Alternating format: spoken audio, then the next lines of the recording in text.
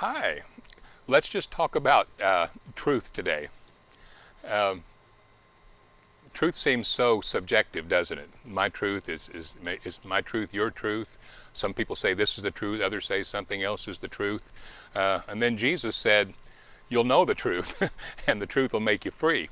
So, what is truth really, and how do you know it? That's a question that Pilate asked Jesus, because Pilate said, "Are you the king of the Jews?" And he was asking him all these questions, and Jesus says, "Here's what it's about." He says, "I came to bear witness of the truth." The truth.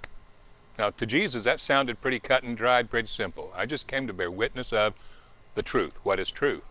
Pilate kind of throws up his hands and walks away. He says, "What is truth?" He had no idea. And many people would probably feel very similar to that. But he came to bear witness of truth. Now, I'm thinking of James chapter 3, verse 17, that describes this truth. Jesus said that the Spirit would come, and he would be the Spirit of truth. He would lead you and guide you into all truth. Obviously, he came to bear witness of a truth that people did not know of, did not see. They were living something else. They were living their own version of what they may have called truth, or what they thought was true. The Pharisees thought what they were believing and doing was true, as do most people. They do what is right in their own eyes. Even the Bible talks about that. And of course, even from the very beginning in the Garden of Eden, there was a choice to choose God, who is truth, and his way is truth, or this other way, the sensual way that we chose. And it's the way that seems right to a man, but the end thereof was death. It seemed right. So a lot of things can seem like truth. So how do we know? Well, let me read this here.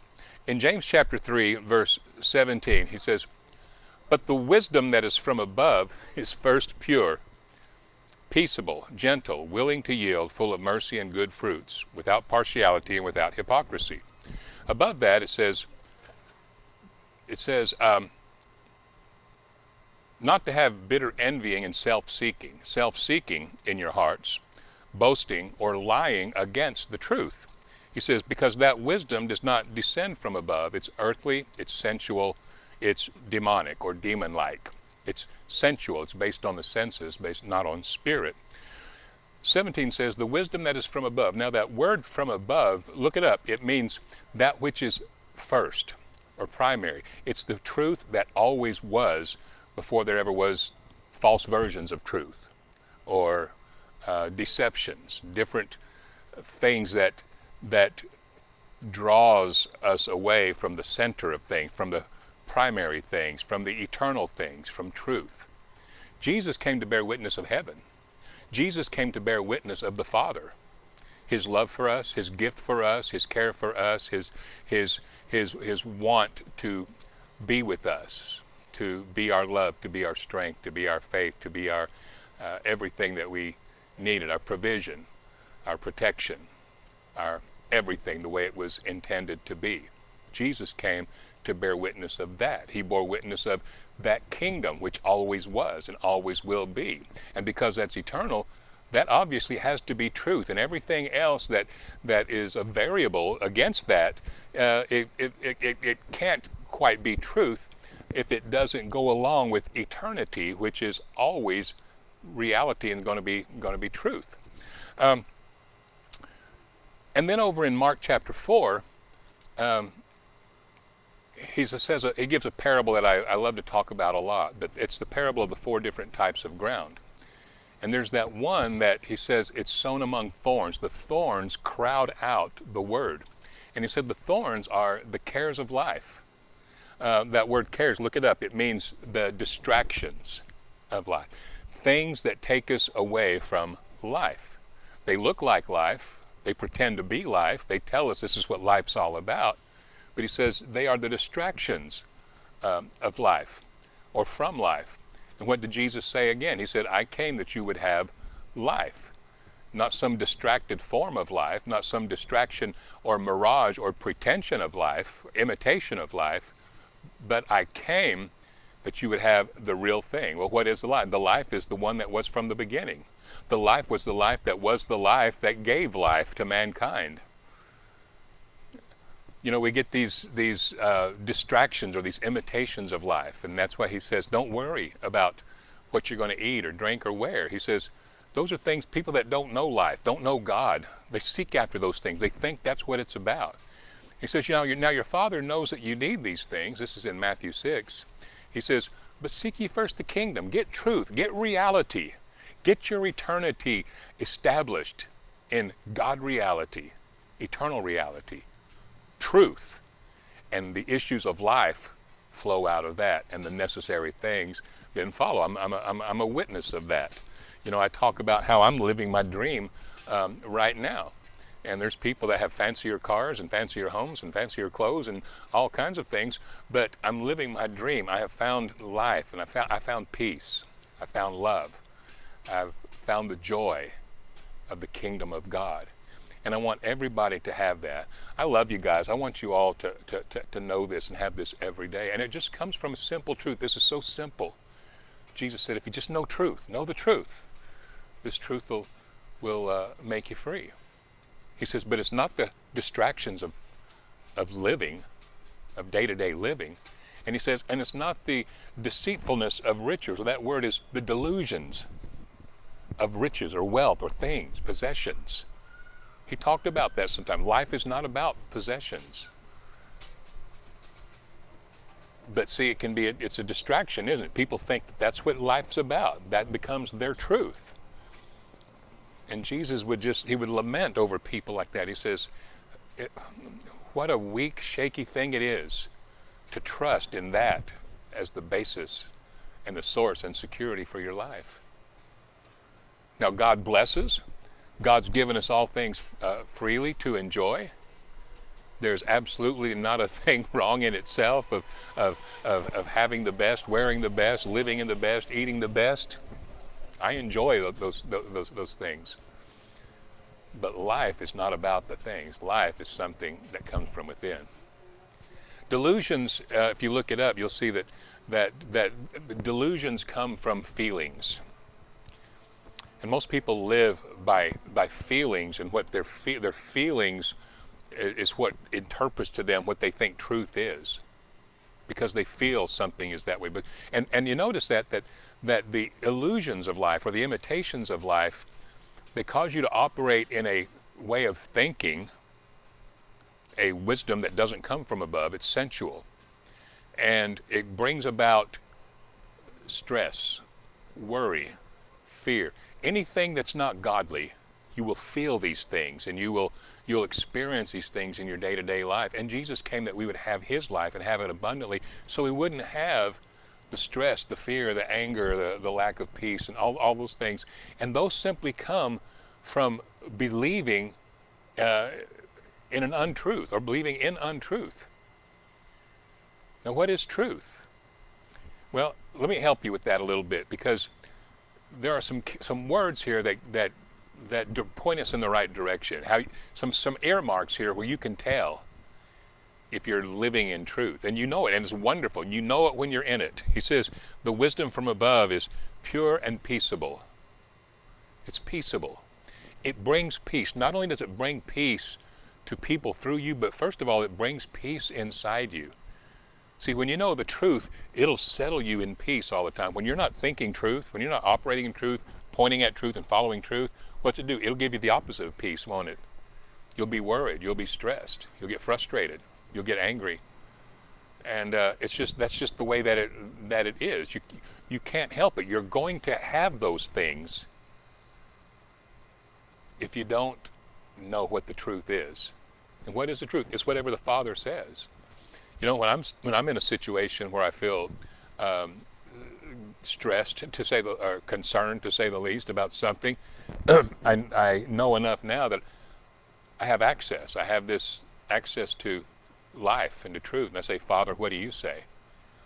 And see, that's going back to the kingdom. That's coming home to truth. It's like, okay, here's a temporary situation. What is truth about this? Father, what do you say? And somehow he always ministered, whether he tells me a specific thing or whether he just gives me a sense of peace or just says, trust me, it's all the same. But whatever it is, it's truth, and it's right, and it's unfailable. and it will always give you peace. That's what truth is. He said it's peaceable. It's gentle. What is truth? Truth will always speak gently to you, and it will always come out of you in gentleness to other people. Truth will do that, because truth is of the kingdom of heaven. It's of all the fruit of the Spirit: love, joy, peace, gentleness, goodness, and so on. What's the opposite of gentleness? Harshness, shortness, frustration, anger. A lot of times people, even as Christians, sometimes will speak out of in a place of hurt or bitterness or anger, and we'll do it in the name of God. I did it for quite a few years on a lot of occasions, but that very thing is mentioned right there in the preceding verse. The wisdom that comes not from above, but it's earthly and it's sensual, it's demon-like. And it mentions that envy is self-seeking. Look up that word. It simply means zeal or heated soul. You get this heated soul about something. Oh, I hate that. You don't like all this stuff, and it's going on. All these distractions of life are filling your mind, when truth will always bring you into peace and gentleness. And so, and it's wonderful, because not only does it bring heaven into your soul, it brings heaven into your experience, but then you have that heaven to actually pass on and help somebody with. We're in a world that needs a lot of truth. They need a lot of peace. They need a lot of gentleness, not more ardor, not more zeal and heated souls to argue and debate with them. Because then it goes on and it says it's easy to be entreated or willing to yield. What's that mean? It's approachable. It doesn't speak only, but it listens. You know, one of the names for God in the Old Testament, Hannah called him the God who listens, or the God who hears, because she spoke out, and he actually heard her and gave her what she was asking for, and she was like, wow, he really listens. He doesn't just tell and tell and tell and speak. He actually listens and then speaks. And he does that. You know, a lot of times there in our heated soul, we think we're standing for truth, but if it's causing a heated soul to where we can't listen, where we're not approachable, where we're a turn off, instead of a turn, Jesus totally attracted the world to himself. We saw it individually in his walk when he would come to people that the church world wouldn't have, in their zeal and in their passion, in their heated soul. But Jesus was easily approachable. He was gentle. He was peaceable. Full of mercy. This truth, this wisdom from above. And remember, it means that wisdom which was first. Before there was any fall, before there was any corruption, before there was any pain, anguish, stress, fear, anger, anxiety, before any of that came, there was truth. It was God, it was life. And this is what we now have living within us.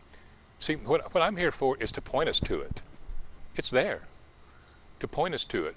But see, Jesus said the thorns crowded out. What is it? There's all these voices, all this noise. In the name of the world, in the name of God, in the name of all these different things, there's all this noise, and it's so easy to tell if it's truth or a lie. What is it producing?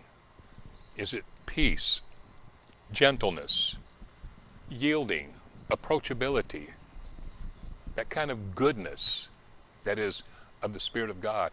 Or is it doing the opposite? And see, and that's not an indictment on any of us. That's just a good way for us to tell what it is. And anytime I'm feeling that, I know every single time, anytime I'm feeling any of those negative things, I'm thinking about a lie. Every single time. Good news is we get to grow and recognize that, hey, that's a lie. But I know where truth is. It's in him who's in me. It's full of mercy, and it's full of the good fruit: love, joy, peace, gentleness, goodness, kindness, patience, faithfulness, self-control that comes from the Spirit, not from willpower. And it's without partiality. It treats everybody the same. That's what Jesus did. And without hypocrisy. And this fruit of righteousness, he says, is sown in peace by those who make peace. This is why Jesus is called Prince of Peace. He came and bore witness of truth, and he put the Spirit of truth himself, Holy Spirit, inside us. And now we have this experience of growing in and living in peace, joy, gentleness, goodness, etc.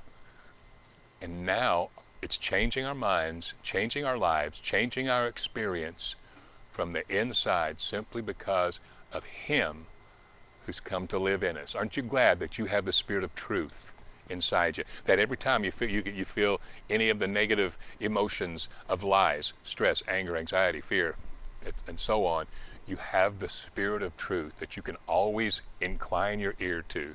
You know, Jesus, in that parable of the sowers, he said, yeah, there are those that the things of this world, they crowded out, the distractions of what they think life is about, the deceptions or delusions of money and things, then he says, and the desires for other things. That word other things means that which remains. What's that? It means whatever it is you don't have, you still want. And so I like to talk about fullness, because you feel like you have everything. And all the other things that God gives us to enjoy, they're icing on the cake, and you can truly enjoy them, and he adds no sorrow to it at all. But then in the end, he goes on and he says, now those who grow, 30, 60, 100, they continue, they increase. He said, these are those, he said, they hear the word. You look, it means they listen to it, they pay attention, and that word actually means, he says, and they receive it, and it means that they embrace it, and they take it. They don't just like hear it and like, oh, you know, I wish that were true for me. They embrace it and say, this is it, this is my life, and you take it like that.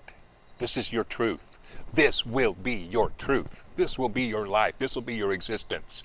And then what happens? 30, 60, 100. Immediately he tells of another parallel. He said it's like this. It just starts happening. You hear truth, the truth makes you free. You just embrace it. Don't look at it and say, yeah, that's cool. That'd be nice if that were true for me. No, you embrace it as your truth. And he says, and then it doesn't matter whether you're awake or asleep. You can be asleep in the night, but what's going on? The blades coming up out of the ground.